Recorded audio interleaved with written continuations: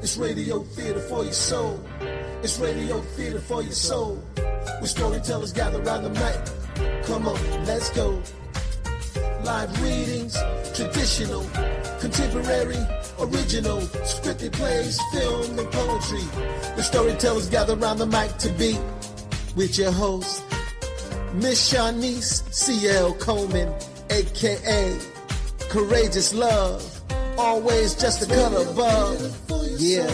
Radio theater for your soul. It's radio theater for your soul. Yeah. Where storytellers gather around the night. Storytellers. Where storytellers gather around the night. Where storytellers gather around the night. Tell your stories. Where storytellers gather around the night.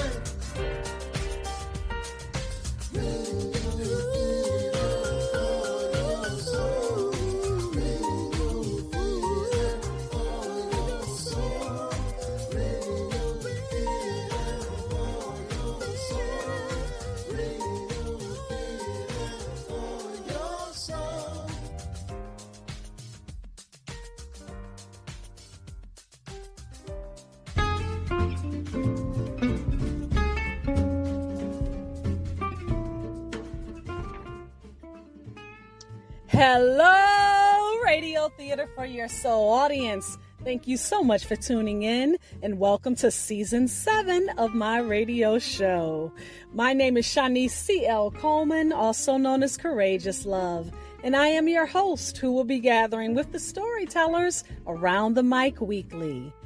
Storytelling is a gift.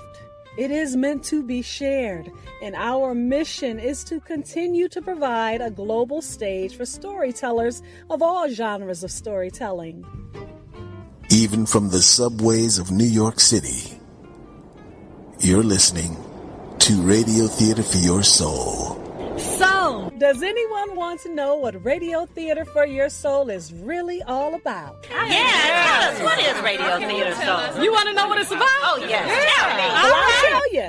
In a nutshell, it is all about storytelling and storytellers, featuring voices, unique voices, the written and or unwritten words during this broadcast, podcast, episode, show, whatever you prefer to call it. I call it internet radio, our global stage, as mentioned earlier, our gathering place around the mic that virtually replaces the baobab tree, where all kinds of stories continue to be shared. So please stay tuned. You're listening to Radio Theater for Your Soul, where storytellers gather around the mic. Gathering around the mic to share their voice is another great featured storyteller with another great story. Enjoy.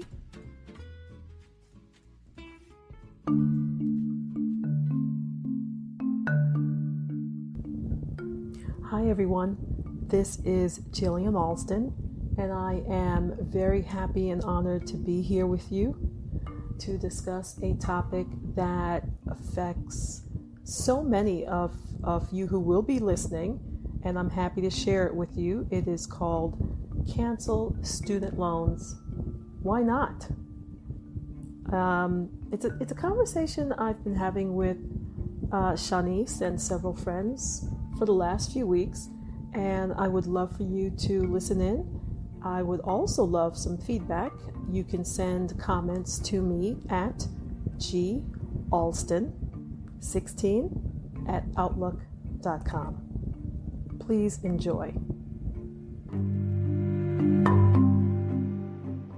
Hi, Shanice. It's Gillian. So good to see you again. You know, I just wanted us to talk a little bit about the student loan debt relief that some people have been proposing. That's been on my mind a lot. And not just because I have student loans, but really how it impacts a lot of people. So as you know, my family came from Trinidad, moved to New York when I was 3. So I grew up in Brooklyn with my mom and dad and my older brother. And New York has changed a lot since then. Went to high school in Manhattan in the late 80s. That had its ups and downs, mostly ups, lots of fun. Then I attended New York University, and that's where we met, and have been in touch and close and sisters ever since. And NYU was a great experience. I did not graduate. I attended all 4 years, and I guess the last maybe 12 or 15 credits, I can't remember right now, that I had to take to get my diploma just cost too much money. If I had it to do over, yes, I would do it differently. But I already had student loans at that time, and I already put in 4 years, and I was looking forward to getting out in the world, getting a job, and moving on. And maybe at some point I would either get a degree from another university or just do something different. But those student loans are still with me, and I'm fortunate enough to be in a position where paying them is not a hardship. I also have Parent Plus loans for my daughter. That's a choice that I made after her dad passed away to keep her in the school that she was in. You know, there are alternatives. We considered all of them, and I chose what I chose. So here I am paying my own student loans still from what I accumulated at my time at New York University, and paying some student loans for my daughter, which initially we agreed she would pay, but you know, kind of looking at it and looking at what I earn and what she earns, yada yada yada, I'm fine paying it for now. It's not a hardship, like I said before. I think student loan forgiveness is a really, really important issue. I guess because I see it as partial reparations. And what I mean by that is every ethnic group that's been wronged in the United States has received an acknowledgement of that and have received actual reparations. When the Japanese were interned and their homes were taken, and other people thought it was okay to just move into their homes after they worked hard and worked for that and bought that, they thought that was okay. It was not okay. They got reparations. Rightly so. I do not begrudge Japanese Americans for getting that at all. Some Native Americans got what you call reparations, but not all. African Americans have never gotten that. The 40 acres and a mule, oh my God, if we could at least get that, that was the promise that was made. We can't even get the 40 acres and a mule. Reparations are due to African Americans who descended from slaves, whether they're Caribbean or born on African soil. African Americans throughout the Americas deserve reparations.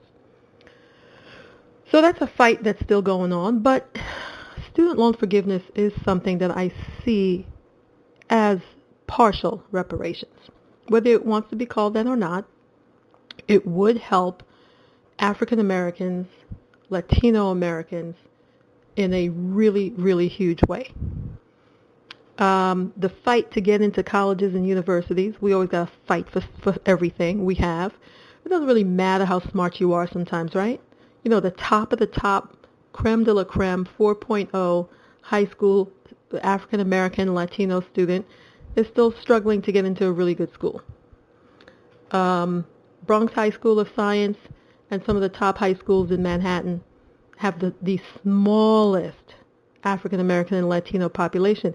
And you can't tell me it's because there aren't smart Black and Latino kids. They have difficulty getting into those high schools. When Black kids get into college, even with the 4.0 grade point average, there's a lack of scholarship. There's a lack of funding. Those students tend to be guided towards loans. And that's really not fair. I went to school with a really brilliant young man, first name Gil, and Puerto Rican brother from Lower East Side. We got really tight, and he always had exceptional grades. And his scholarship money was being reduced. And when he told me about it, I thought, well, that doesn't sound fair. So you're doing the right thing. He's studying. He's getting excellent grades. But he's losing his scholarship money. So he went to the dean at NYU, made an appointment, had a frank discussion with the dean about how important it is for the university to find money for him, not just as a Latino student, but as a student of color who is excelling. And he was excelling. And it didn't look right that the university was taking away money when he's exceeding,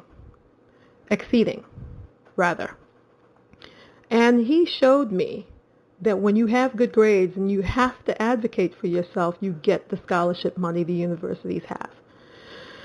Those of us who do not know how to advocate in the way that he did, we ended up taking out loans. And for all of the really smart kids out there who ended up doing that is why I'm leaning towards forgiveness.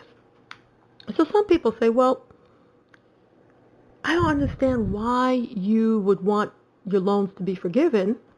If I buy a car and I default on paying the car note, my car gets taken, and that's how it should be. That's the right thing to do. I chose to take out the car note. I chose not to pay the car note for whatever reason, job loss, death, whatever, the car gets taken away. My response to that is, well, it's not really the same thing. Again, a lot of students were guided towards student loans, probably when the universities had enough money to give them the extra to stay in school. And that's where the unfairness comes in. Here's the second part of the unfairness. The rates for these student loans are way too high.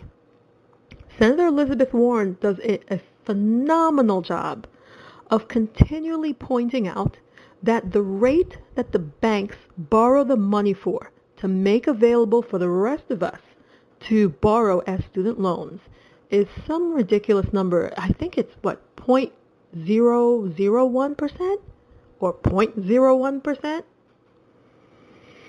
Let that sink in. I mean, because my rates are a combination of rates. I have one at 6%. I got, one at 5%. I think there's another one at 7%.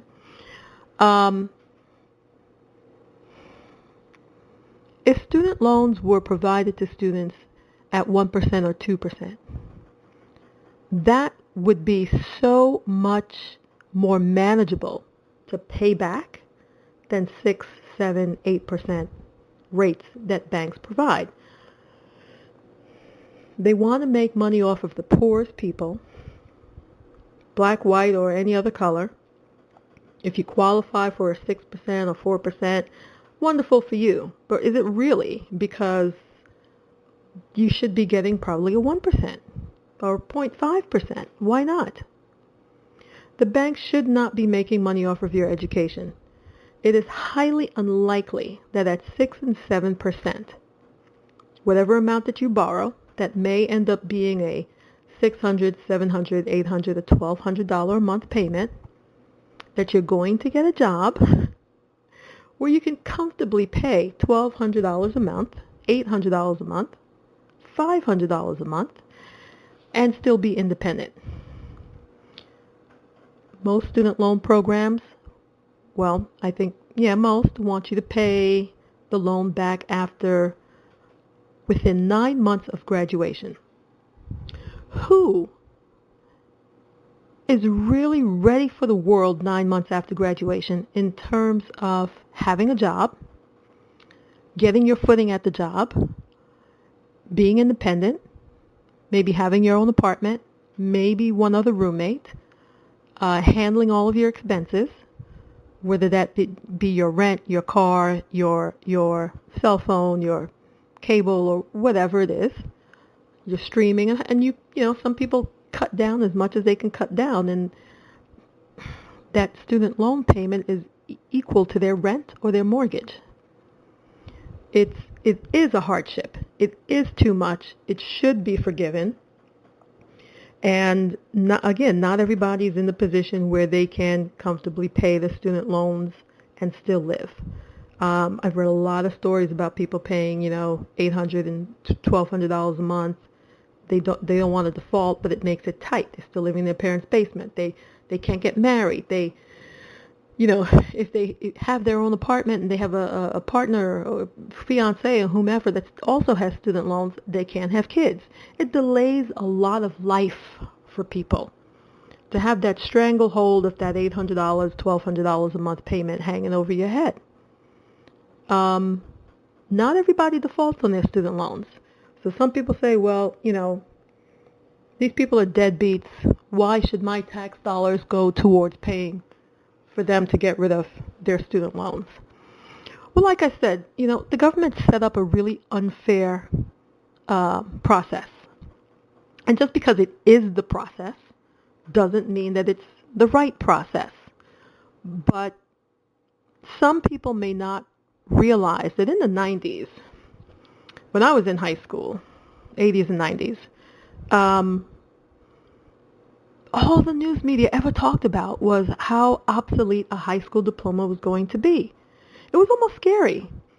I went to Murray Bertram High School in Manhattan, so we kind of had a slightly different perspective on what you can get out of high school.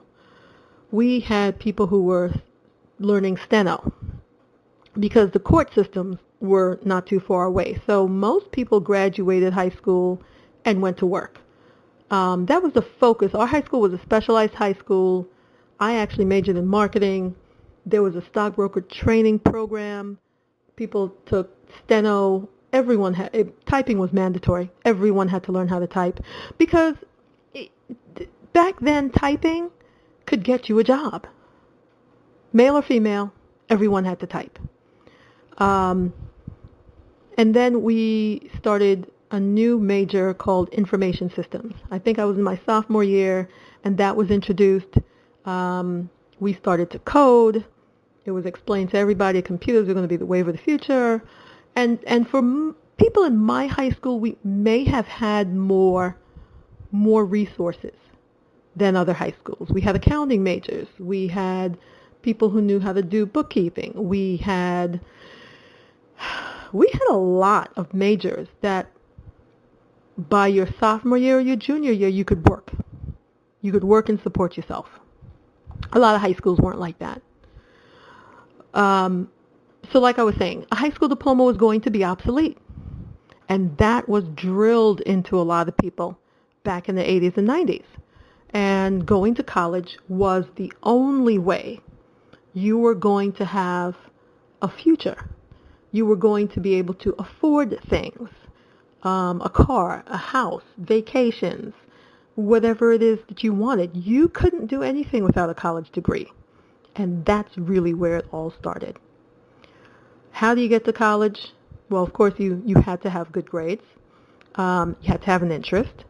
And you could learn what you wanted to do. So we had, in New York City, CUNY, we had the City University. Then there was the State University, and then you have your private colleges. We applied for a lot of scholarships. A lot of my friends got scholarships. I got some scholarships as well. And you learn how to put this financial aid package together, right? It's still awful, the whole financial aid experience, even today, and as it was back then.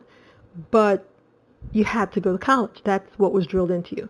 And, when your parents come from another country, you really don't have an option. You have to go to college. So we had kind of a heavy duality going on in our world as teenagers. It's being pummeled into us from every which way. Every family member who was already older and didn't go to college was telling us we had to. And then that was really what was coming across the media. Go to college, go to college, go to college. when you get there and you realize your scholarship left you with 10 grand or maybe 18 grand unpaid, well, school said, oh, financial aid office, go take out some loans. Okay, we signed the papers. Did we really understand at 17 and 18 what we were doing? I don't think so. It's always hard to imagine 10 years after that what these student loan payments would do, how they would impact your life. So I just want you to have an understanding of, where did this come from, this drive to take out these student loans? Why do people have so many trillions of dollars in student loans? Well, we were told this is the best thing for us to do. And when you're telling young people that, and you have parents who don't really understand that, you end up taking out the loans. There are a lot of people hanging in there and making those payments. They're not deadbeats. Some people can't make the payments. They're not deadbeats either. They're making a choice to live, to eat, to keep their roof over their head, or pay the damn student loans that are 8 and 10%. I don't judge them. I don't fault them. You do the best that you can, and we were told you work hard, you get somewhere. If you start off making $40,000, you work hard. The next year you're going to make a little bit more. You keep working hard and adding to your education and developing the skills at the job, and you should be making some more. And that's not really the way things work anymore. The only time you make more is when you change jobs. So you kind of have to learn as much as you possibly can on that one job before you leave, because you want to bring something to the table at the next job, right? You want to bring something to the table that's going to get you a $20,000 increase in an offer. You want to show your value. You know your value. I hope you do. You should be getting a $20,000 increase if you change jobs, because if the current job can't recognize that you need a $20,000 increase for the 4 hats you're wearing, then it's time to go. And, putting in 8 years, 10 years at one job and not being appreciated is not really the thing to do. That's not smart. You learn as much as you can. You look around 2 years, 2.5 years, I say 3 years max. If you haven't earned over 10 grand in increases in 3 years, you got to get out of there. You have to go, because everything's going up around you. And this was before the housing crisis, right? There are young people out there who are engaged. They're looking for homes. By the time they make an offer on one home that's affordable, somebody comes in and adds 50 grand or 100 grand in cash on top of that, and they lose the house.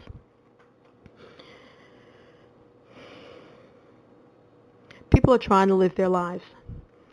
Senator Elizabeth Warren did an analysis, and she made a proposal to President Biden and asked him to cancel up to $50,000 of debt per borrower. This cancellation, if we could actually get $50,000 per person canceled, the analysis that she did shows that canceling the debt is a matter of racial justice. It's about providing relief to millions of hardworking people who invested in their education but are now drowning in debt, quote, unquote. I agree with her. 10,000 debt cancellation would zero out debts for borrowers, but it would only make a small dent. 50,000 would start to close the racial wealth gap. Think about it. Who goes to college more than anybody else nowadays? Black women. Who gets degrees at the highest rate right now? Black women. That says black women are motivated. Black women want to provide for their families. Black women want to make a name for themselves. They want to move this world forward. They want to move this country forward. Black women are the most educated group in America. Here's another thought. Who earns the least amount of money in America? Black women. So student debt cancellation should be $50,000 per person, because it really would help black women. It's a form of reparations. Some people may not like that word. I really don't care. But it's the right thing to do. And we rarely do the right thing when it comes to American citizens.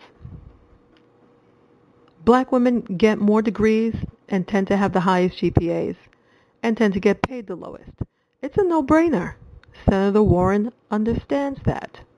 She understands the impact that canceling $50,000 of student loan debt would have. It would wipe out half of someone's student loan debt. If you don't have 50, that's fine. It should wipe out 100%. But 50,000 is the right number. 10,000, that's not going to do anything for anybody that has 100,000 in loans. We have a shortage of so many things in this country. We don't have enough nurses, right? COVID not only wiped out our population. In that population that it wiped out was a significant number of medical professionals, nurses, doctors, surgeons. If you don't think that that's a group of people that's been severely impacted by this pandemic, that's a group of people that need $50,000 wiped out of their student loan debt. It's extremely costly to go to medical school to help save lives, and then to lose your life because of the pandemic is devastating. So yeah, 50,000 is the number. And I am aware that people of all races need help with this. I'm not saying only black women or only Latino women need help, but closing the racial wealth gap is one reason to cancel student loan debt. It's going to help so many people. It's going to help so many people eat. It's going to help people feed their kids. It's going to help so many people keep a decent roof over their head. Do you know what people will do when they get $800 back in their pocket? Can you imagine that? And it's not from the government necessarily. It's out of their own pocket. They're paying this thing. But if you didn't have to pay $800 a month tomorrow anymore, could you imagine how that changes lives? What's that going to do for the woman who has 3 kids and a full-time job? What about the person who pays $1,200 a month and they're still living at home and they're helping their parents? To get that $1,200 back in your budget every month is a game changer. Are you kidding me? You can get your car fixed when it breaks down. You can get the plumbing fixed when it's not working. You can get that new water heater that the house needs.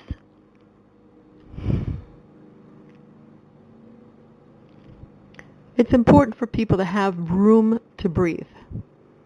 And getting rid of at least $50,000 is gonna feel like that for people. And it's really important nowadays for people to be able to breathe like that. How about those families in Buffalo who've lost so many loved ones? How many of them do you think need $50,000 canceled of their student loans? Because everything is so much harder for them now. Now they've got the ones who went through that horrible mass shooting. Now they have family to bury. They've got children to educate. They have so much to go through. Counseling, therapy, rehab, post-traumatic stress. It's going to be a lot.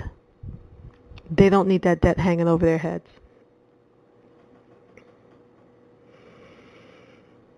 People need to breathe right now. I think the United States government is trying. but it's so flawed. We recently found out that at least the number that they're releasing is that the unemployment fraud, all the extra money the federal government gave every state to help its citizens, the state's unemployment departments were defrauded. The number right now, $163 billion. They don't know where that's gone. You got some Nigerian scammers who were very organized and took a lot of the money from different states. The state I'm in right now, Pennsylvania, lost about $8 billion with a B.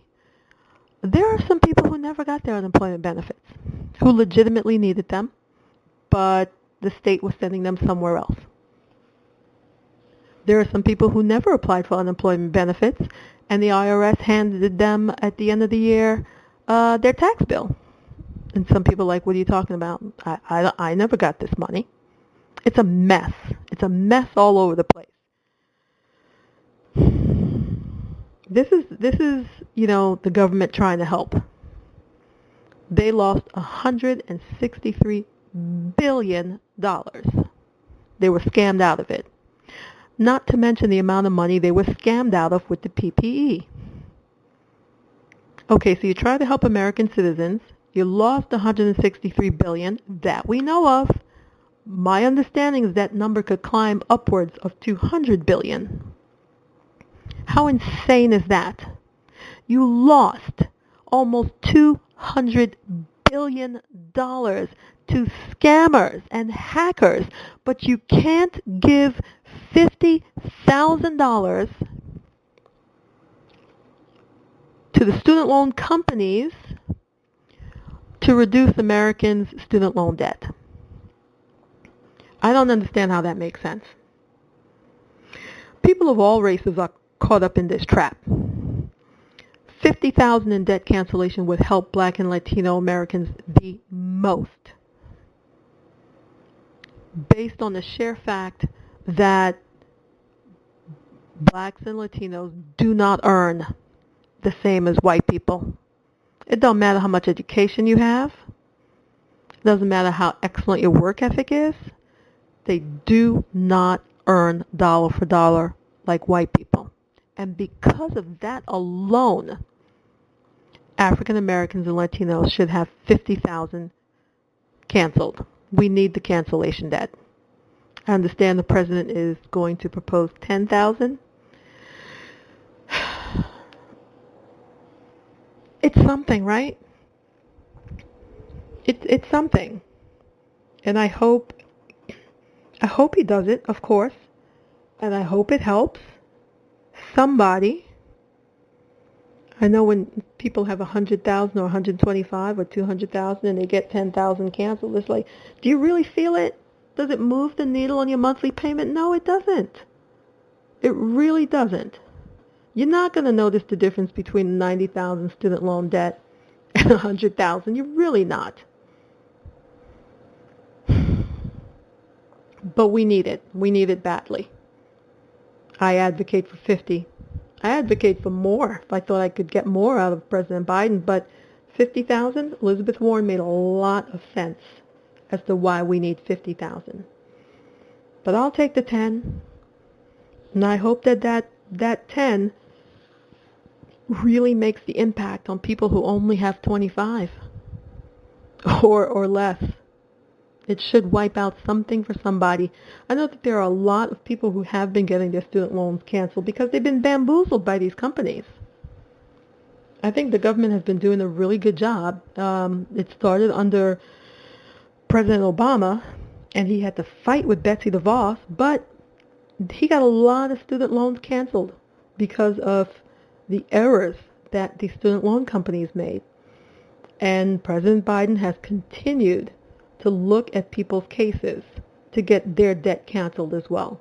So I think it's a great thing. I think we all need it. I'm always happy to hear groups of people who have gotten their student loans canceled.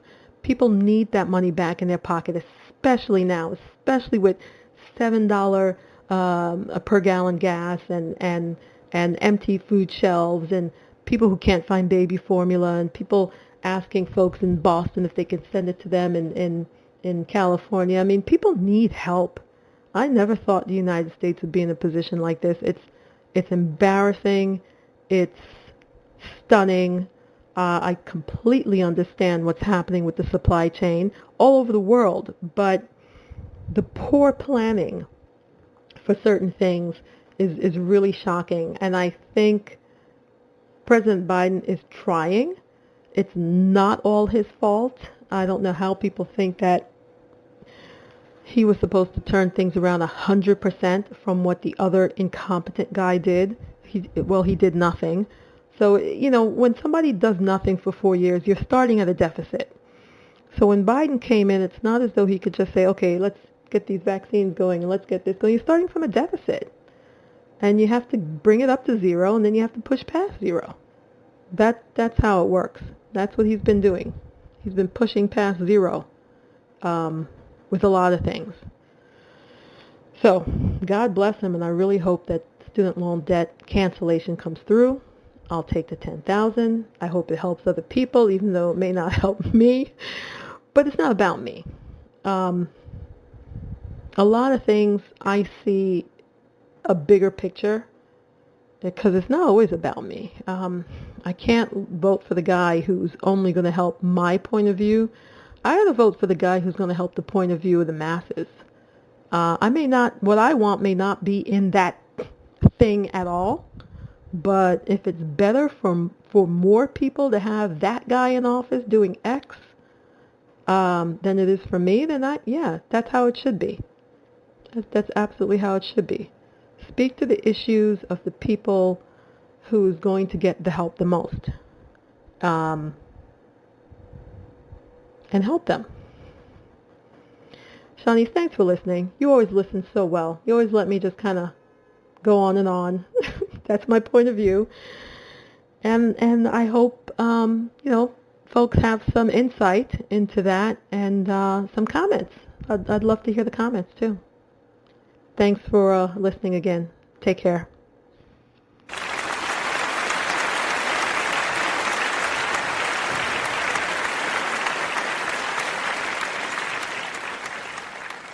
You're listening to Radio Theater for Your Soul with your host, Shanice C.L. Coleman.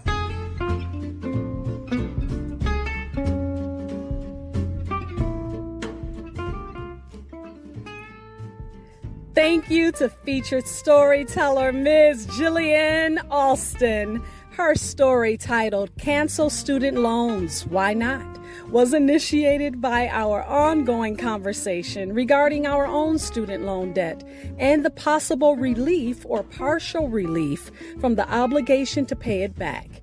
It's timely, it's controversial, and so far, the resolution is pending for so many students and former students of colleges and universities all over this nation.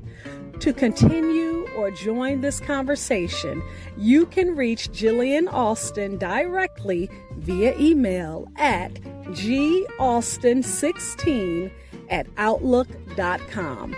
That's spelled GALSTON, the number 16@outlook.com. Now, if you missed any part of Ms. Gillian Alston's story titled Cancel Student Loans, Why Not?, please go back and listen anytime right here on Radio Theater for Your Soul. As often as you like, you can listen, and wherever you listen to podcasts. You can also listen on our website at radiogathering.wixsite.com/radiogathering. Please follow us at Radio Gathering on Facebook, Twitter, and Instagram. And please subscribe to our YouTube channel for selected shows and snippets of all kind of stories and all kind of storytelling. Listeners, this is our Season 7 finale as we close out our spring series here at Radio Theater for Your Soul. We're taking a brief hiatus before Season 8 kicks off our summer series. But please don't stop listening. If you're new to the podcast, browse our archives and let one of our previous featured storytellers take you on a journey certain to feed the soul. And finally, I sign off weekly with a poem, or what I call a poetic offering. I'm going to sit right here on this earthly soil, see what happens. Going to walk to the fringes of this water, feel a wave touch my toes. I'm going to kneel and put my handprint in the muddy. Going to stare down the sandpiper that's staring at me. I'm going to fling my arms in the air, square off with the sky, smile at the sun, hug the air, marvel at God and his wonder. That poetic offering is titled By the Ocean, written by yours truly, and by the ocean, relaxing is exactly where I plan to be before summer's end. This is Radio Theater for Your Soul, where storytellers gather around the mic. I am your host, Shanice C.L. Coleman, also known as Courageous Love. Thank you again to God, family, friends, ancestors, all of the featured storytellers from this Season 7 Spring Series 2022. And drum roll, please. You. Thank you so much for listening. It's radio theater for your soul. It's radio theater for your soul. Where storytellers gather around the mic. Come on, let's go. Live readings, traditional, contemporary, original, scripted plays, film, and poetry. The storytellers gather around the mic to be with your host, Miss Shanice C.L. Coleman, a.k.a. Courageous Love, always just a cut above. Yeah. Radio theater for your soul. It's radio theater for your soul. Yeah. Where storytellers gather